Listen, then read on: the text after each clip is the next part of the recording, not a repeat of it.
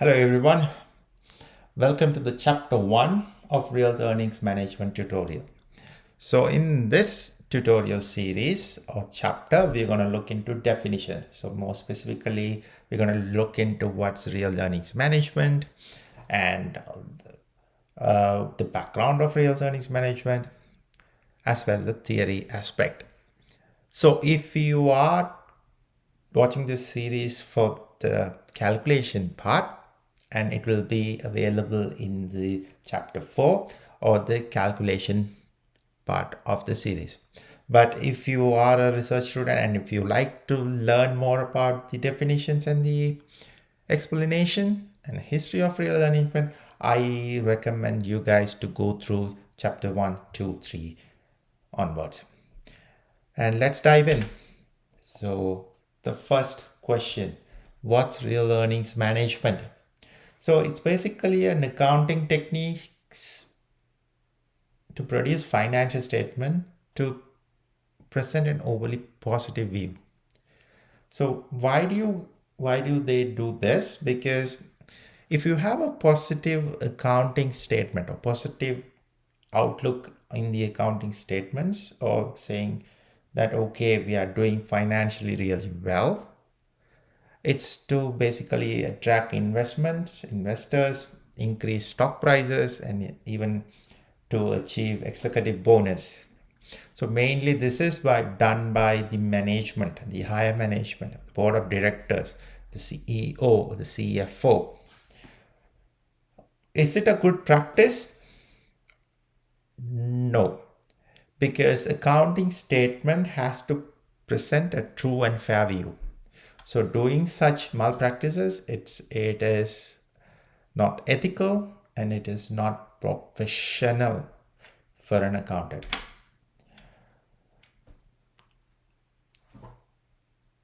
So earnings refers to company's net income, profit, or certain specified period as a fiscal quarter of the year. So why do management do it? So sometimes it's because pressured, or sometimes to get their personal gains, they do it. So it will go up the financial expectation and the stock price. So if that's earnings management, so what is real earnings management? So REM, we abbreviated here, REM, REM. So the technical definition is departures from normal operational practices motivated by managers' desire to mislead at least some stakeholders into believing certain financial reporting goals have been met in the normal course of operation. So this is the official real earnings management definition from Rao Chowdhury. So why real earnings management? Because after Sox, post-Ox, Sarbanes or Oxley law, after all these scams happening, specifically looking at Enron and etc., there is a great possibility that accrual earnings management, you can say discretionary accounting, accrual earning managements are detected by auditors and regulatory authorities. They specifically check on these after the great fall of Enron. So real earnings management is a bit difficult to be detected, to